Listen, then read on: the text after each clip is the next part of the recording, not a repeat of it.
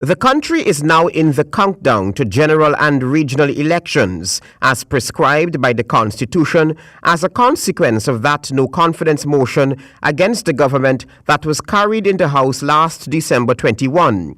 The executive and the opposition have varying interpretations of the legislation that prescribes what must be done in the wake of a successful no-confidence motion.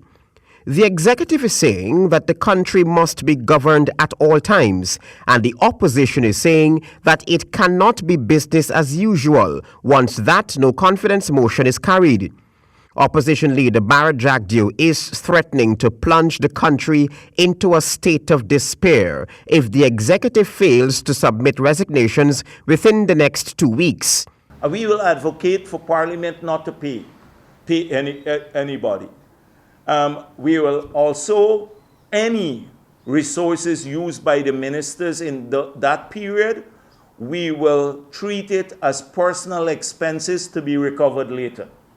When the trips that they make into the hinterland, etc., we will see that as unauthorized use of state money and therefore recoverable in the future through different action, through civil action, through deduction from pensions, etc.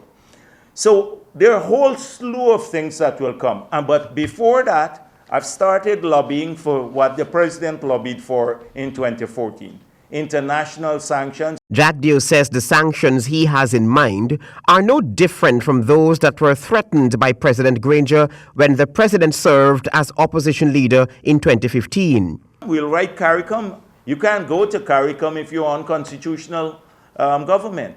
We'll argue for CARICOM. CARICOM has dealt with this issue when you had a government that was legitimately elected and that had and certified by the OAS, Carter Center, Commonwealth, etc., the Janet Jagan government. And CARICOM intervened in that crisis.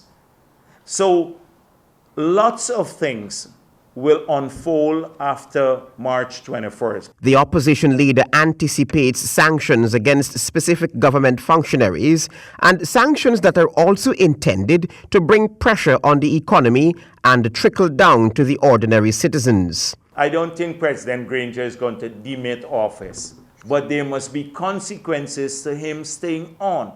Personal, that's why we are advocating personal sanctions too. Personal sanctions against these people.